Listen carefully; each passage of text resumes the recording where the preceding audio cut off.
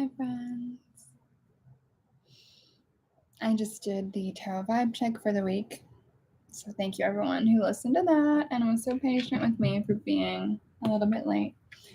But I wanted to today do an unboxing because I was gifted a whole bunch of stuff from Weiser Books, which I am so excited to open. I was gifted 4 different decks, and this was one of them, and I'm super curious to check it out. As you can see, it's super pink, and personally, pink is like one of my favorite colors, probably no surprise to anybody. So I wanted to give this a little unboxing, open it, look through the cards, and just see what the vibe is for this deck. So let's see, I'll just read what the back says. It says, bring a little lightheartedness to your readings while dishing out the cold, hard truth with a side of humor. Filled with snails, cakes, fly traps, and octopuses, this deck is a modern and colorful twist on the traditional Tarot de Marseille. The Squid Cake Marseille Tarot is a 78-card deck in which you'll discover nice writing, creatures, quirky faces, and a delicious color palette.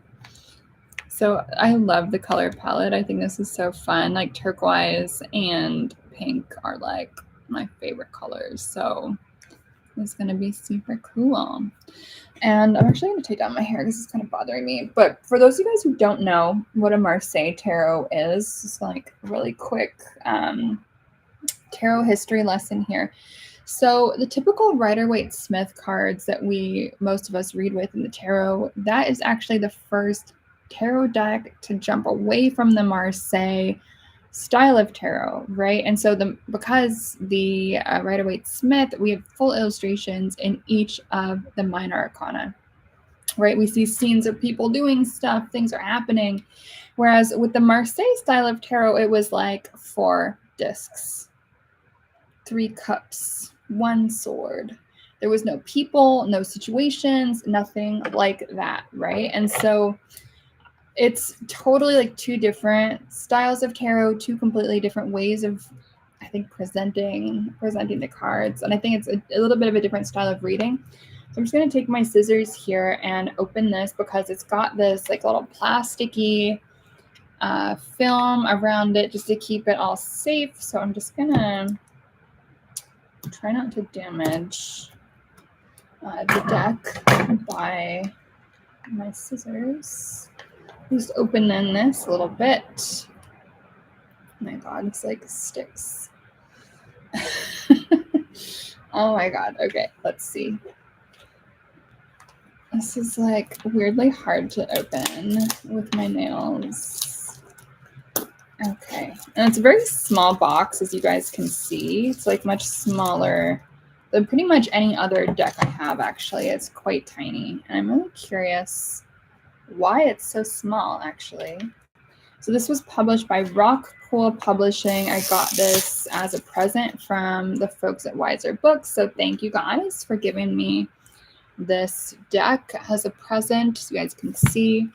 Let me just put my computer a little bit closer here. So very interesting. The front is like, there's a little bit of embossed, as you guys can see what's kind of looking all nice in the light. So this is a little bit kind of embossed a little bit, and the rest of it is printed matte. So we've got a kind of matte glossy little accent there, which is pretty cool. So let's just give this a little open. This is what the box looks like on the inside. Then you see this little book. And then the cards themselves. So this is this little book that it comes with, the back.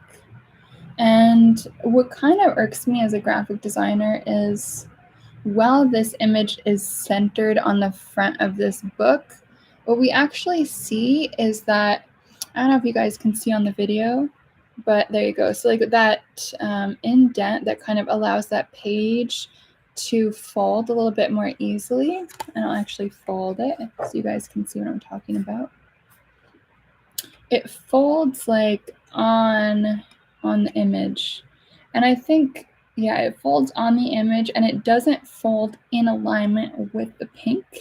Even it folds on that white. So what I really wish the design team had done here was to make this kind of spine its own color, or just have that be white, so that none of this artwork gets folded, right? It just looks a bit odd. I think as a designer, that kind of thing, that detailing kind of bothers me. That being said, here we've got this beautiful pink first page. Just gonna feel what this paper feels like.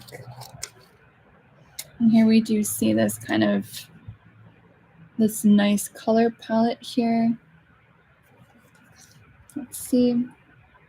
And this is calling the minor arcana, the batons, cups, swords, and coins. Is a little bit different than how I would usually phrase it. It's this very teeny little book, little introduction with a quote that says, "Everything is a sign." And so let's just give this a little bit of a read, and let's just give us a little bit of a read, just to see what the intentions behind this deck are before we actually get into looking at the cards themselves. So let's just see what the little booklet says. I always like to see how the deck introduces itself to the reader, how the little booklet introduces the tarot to the reader. So let's see. It says, tarot cards reflect the moments and situations you encounter in day-to-day life and can be terrific guides when you need a fresh perspective or a little validation. One of the earliest known decks, the Tarot de Marseille, originated in northern Italy in the 15th century and was very popular in the 17th and 18th centuries, and inspired many modern decks that are used today, such as the Rider-Waite and Thoth tarots. While the Marseille cards appear to be very minimalistic, the patterns and designs reveal more than the eye can see if you take the time to pay attention to their detail and allow them to speak for themselves. One of the many reasons I love working with the Jean Noble and Tarot de Marseille is how simple and down-to-earth the readings can be. The title of this deck, Squid Cake Marseille Tarot, and again, here is the box cover, you guys can see, was used to reflect the lighthearted feel of the cards and create a memorable title that brings a little humor to the reading. It's a way to show that tarot doesn't have to always be so serious. Tarot can be traditional, but also dish out the cold hard truth with a side of humor. If the chariot is being pulled by two snails instead of horses, or the Hierophant is giving advice to two pink birds rather than people, the message is the same. My goal was to inspire you to engage your creative gears and think outside the box. It's the personal connections and experiences you make that will bring this deck to life. So let's just see. Blah, blah, blah. We don't really need to know about the suits. So, okay, I just wanted to read if this little booklet tells us anything more about the inspiration behind this deck in particular, the design behind it. So it says, note, the Squid Cake Marseille Tarot was inspired by the Jean Noble Tarot, a Marseille-style deck from Paris circa 1650. I wanted to preserve the text just as it was written in the Jean Noble deck as a way to weave in some of the historic tradition I dearly love. For the sake of being a user-friendly deck, the A's through 10 in the minor arcana contain card titles, which is not usually seen in Marseille-style decks. Also, the Fool is also last in the major arcana, another nod to the tradition of the Marseille. Blah, blah, blah. Okay, so then we've got some kind of correspondences listed here in the book. And so if you are a tarot expert, none of this will be in any way surprising to you. The different correspondences that we have here, there's a little section on spreads. Let's just, this is like I feel like this is really hard to read with my nails, and it's just so tiny. But after all of the kind of introductory, then the book looks a little bit like this. Okay, and so this is how the book is organizing. And again, I wish this was a little bit bigger. So this is how the deck is organizing the meanings to show maybe tarot newbies about each card. So this is the formatting. This is how it looks. And I'll just read this just so you guys can get a bit of an idea of how this deck is working with these cards. So it says the Magician, keywords trickster, calculating, cunning, innovative, function is tricks. It says the Magician is a cunning one who can be all smoke and mirrors and can be pretty good at getting what they want if they know the right tricks. They open themselves up to the channeling the energy it takes in order to make things a reality, and will dab around with a new idea until they figure it out. When this card shows up in a reading, it's an invitation to try some tricks and see what happens. Take your vision and make it tangible. Don't shy away from making connections and trying a new approach. The Magician can also be a red flag. Someone around you may not be who they say they are. Interesting interpretation. So, as you guys know, I've been reading tarot for like more than 20 years, which is kind of crazy. And I've got this epic course on tarot called Tarot Without Bullshit. Like, I'm pretty known as a human on tarot. And it's obviously I respect everyone's own interpretation of the tarot. Like, everyone's going to do their own thing. I totally get it. But I don't actually ever read, just as a side note, the Magician as a note that someone is being shady. For me, that would so much more be like the Seven of Swords or something like that. Like, that would more be a shadiness card. I don't ever see really that much negative about the Magician when it comes up, if ever. So for this deck to associate the Magician with tricks, like for me, that doesn't really resonate. That being said, like, it's a free country. People can do what the fuck they want. But for me, that wouldn't really resonate with my understanding of the tarot. So I just want to show you like a few other examples here of what this looks like in the book. And then let's open up the deck and take a look, so you guys can see what the graphic design looks like. And I do like the graphic design, generally speaking. I think this is like, honestly, it's a very tiny book. And like, I know the deck is also very tiny. And so this is kind of cute. I love the pink and teal. It says, engage your creativity and be inspired to think outside the box. That's cute. So, okay, I'm just going to pull my scissors here again and see if I can open this without like injuring the cards. Let's see. It's a bit challenging to do. You guys get to see me kind of like, oh, fuck with this. I should have just gotten a knife or something. There we go. Instead of scissors, but whatever. So I do like that the cards are pink on their sides. I do like this kind of light pink. Oh, this is cute. So I like this. Interesting. Huh. It feels kind of weird to me. It feels kind of hard. Yeah, it's interesting. The cards feel kind of like hard and kind of crunchy on the sides. It doesn't. Yeah, I'm kind of processing the cardstock right now. I feel like this cardstock, there's something about it that feels like it's going to kind of give me like a paper cut. But I do like that it's pink. I do like that it's pink. I'm a big fan of pink. I love the back is pink. I think it's a beautiful illustration. Love strawberries. I love plants. So this is super cute. But in terms of the tactility of the deck, I do feel it kind of like weirdly like hard. Like it doesn't, like it feels almost too like raw to me, the cardstock. So, okay. And actually, I'm going to show you guys this. You can kind of see, hopefully you guys can see that. At the top there, you guys can kind of see how there's like little crumblies, kind of, little crumblies.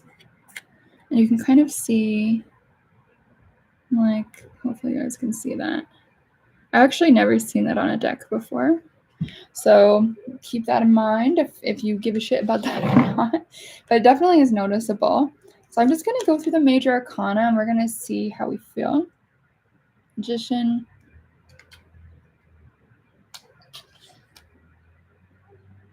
High Priestess. To be honest with you, I don't quite get this one at all. The Empress. But you know what? Like, not every deck is for everybody, so that's okay. I guess I was just hoping that these would have more colors in them. You know, like I wish that these cards were not so white. So these are the only ones we've seen so far. But I wish the background was pink, or like the background was blue, or I wish they weren't so white colored. You know what I mean?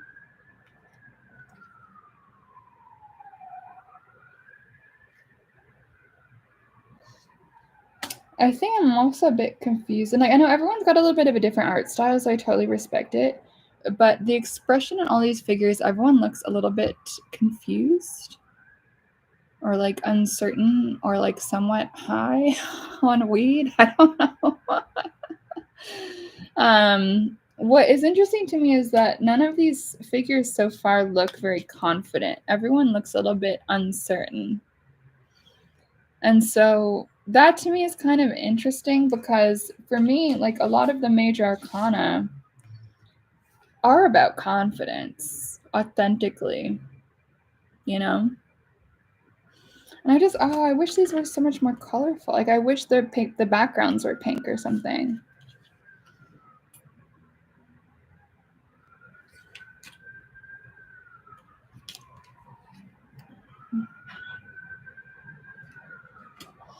This one was probably my favorite one so far.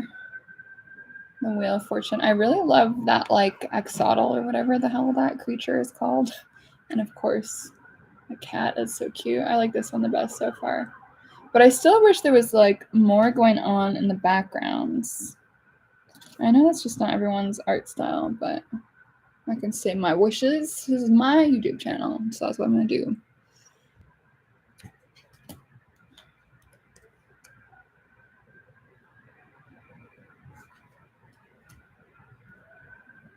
Oh, I like this card as well.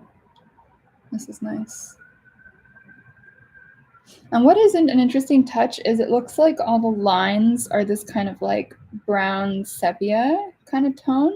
So there's actually no black lines in this deck, it doesn't seem like, which I think is quite nice as a touch. So this brown kind of sepia tone that you see as the earth here is actually what all of the lines are done with in this deck, which I think is a nice touch.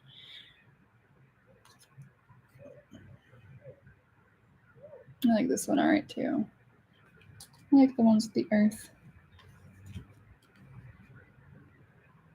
The devil. The tower. I like this one. I love like all the little colorful dots in the background here. This is quite beautiful.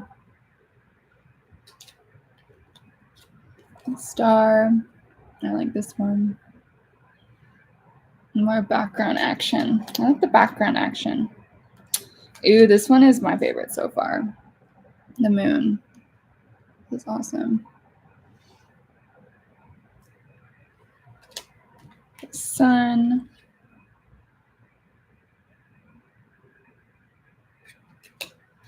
Judgment. Oh, the world is cute.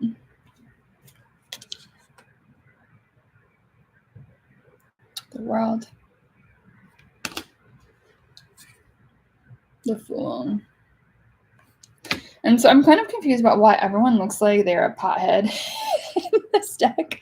So maybe if you are also a pothead, you will fucking love this deck. The deck of potheads. And honestly, I don't know anything about the artist, who I know some of my followers are friends with her or friends with them. I'm not too sure on the pronouns, but it says the artist name is Jess Rollar or something. I'm not too sure how to pronounce that properly. But so hopefully don't take offense, but because I respect how much work it takes to create a deck from scratch. Like, I haven't done it yet, so I know how fucking hard it is. Like, high props to you. But everyone's expression does somewhat look like they are high on weed. And so that could be either a plus or minus for anyone listening or watching. Maybe you also are a stoner, and so you also want your tarot card characters to look somewhat high on weed, like they are just playing video games in the basement with like a spliff or something. Like, if that's your vibe, some of these characters look like they would be in alignment with that. So you know. And squid cake, I have no idea what that phrase comes from, but it sounds like something a pothead will come up with. So again, no disrespect to anybody, but that is kind of like the vibe slightly. And so if you are someone who fits into that category, then take note. So I do want to show you guys some of the suits just so you can see. Ace of Wands, which are called batons. And then we kind of see a very typical Marseille style of imagery. And you guys don't really need to see all of these, but just to give you the idea. I'm going to go through all these.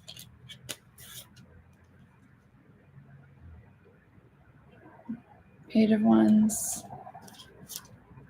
Knight of Wands, Queen of Wands, King of Wands. Yeah, I'm not too sure what's going on with everyone's expression. Everyone looks like confused and high. No one looks happy in this deck, which, you know, if that's your thing, that's okay. But just something I'm noticing. Ace of Cups. Ace of Cups is always my favorite in a Marseille deck, honestly. Two of Cups. 3. Let's just scroll through these. 9 of Cups. Yeah, and so the Marseille style of deck is not for everybody, that's for sure. It's probably something more for our advanced readers, I would say. Page of Cups. Knight of Cups. I love that the cup is a coffee on these. But I'm still not sure why everyone just looks so bored. You know?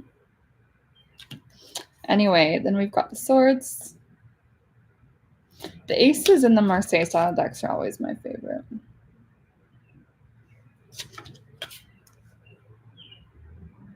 Three. 4. Let's see.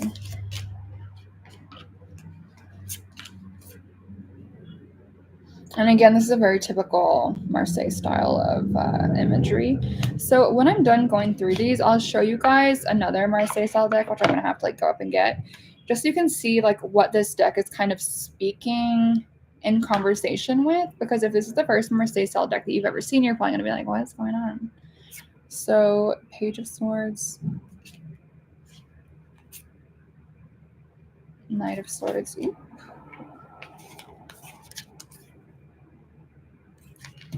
Queen, King,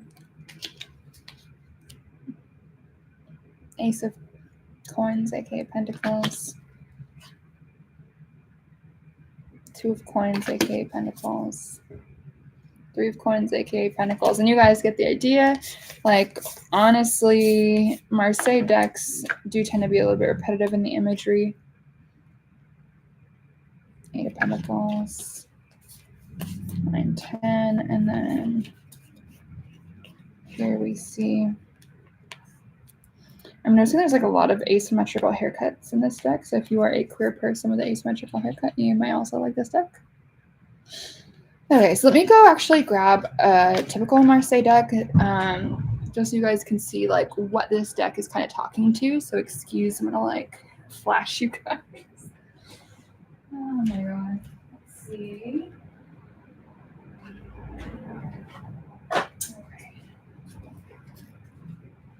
Okay. So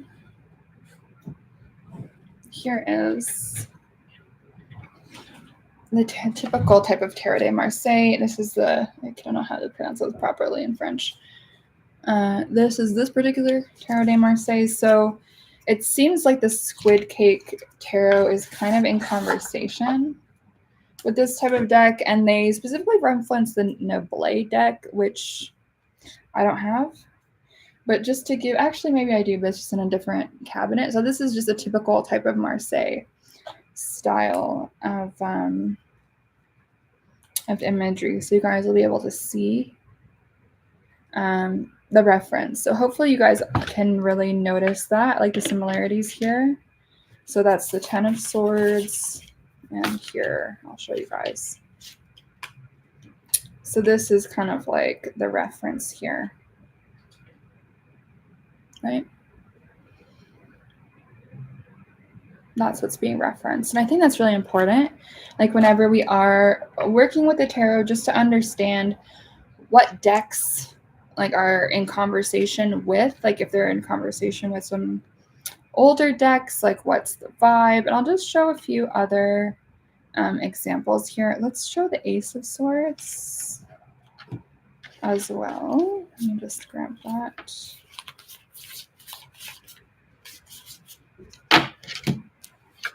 So you guys can kind of see. I'm sure some of you guys know this already, but just so you can kind of see what the deck is referencing. Right? That's pretty cool. And like I get why, you know, the Squid Cake Tarot isn't pink. As the original isn't pink, but I still kind of wish it was. And you know what? I kind of wish it did more of this like not outlined colors, right? Because I actually really love these like little raindrops. They're so fun. And so let's try to find Temperance with the Squid Cake. I know I showed you guys. Let's just try to find it here.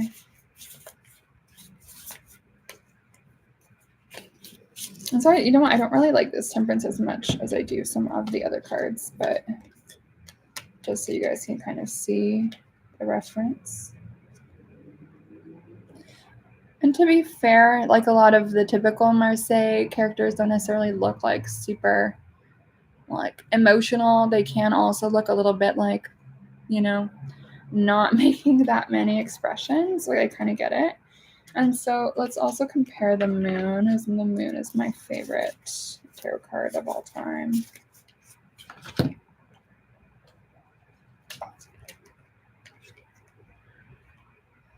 So I think these come alive a little bit more when you can see what it's referencing. It's pretty cool.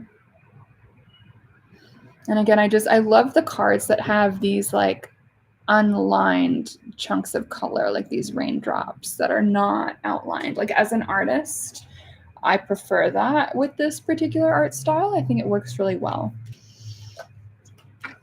So let's just pick another kind of card to just show you guys both from the Squid Cake Tarot and from a typical Tarot de Marseille. Let's just pick one. Wow, okay, so we have Justice and the Knight of Swords to show you guys. So let's just see Justice and the Knight of Swords. So let's go back to the pile of Major Arcana.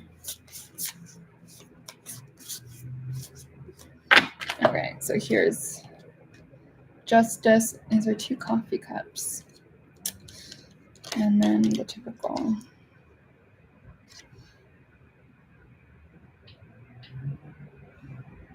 It's always nice to see the artwork that's the original inspo. Pretty cool. And then the other one I pulled was the Knight of Swords. So let's grab that and I'll show you guys.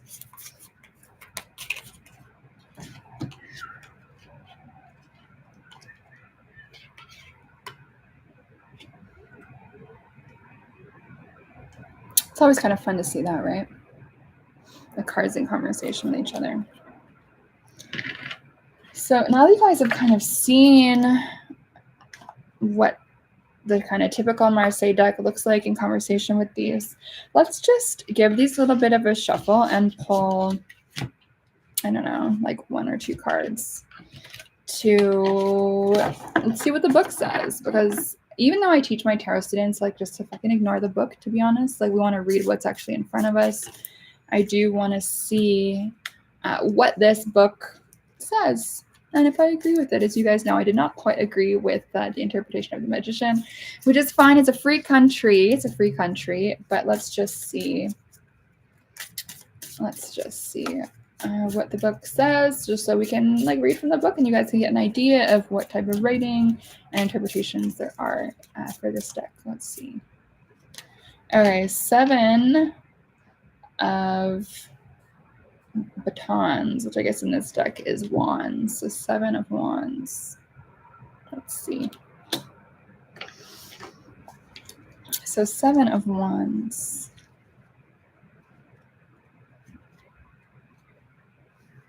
Okay, the book says, conflict, struggle, endurance.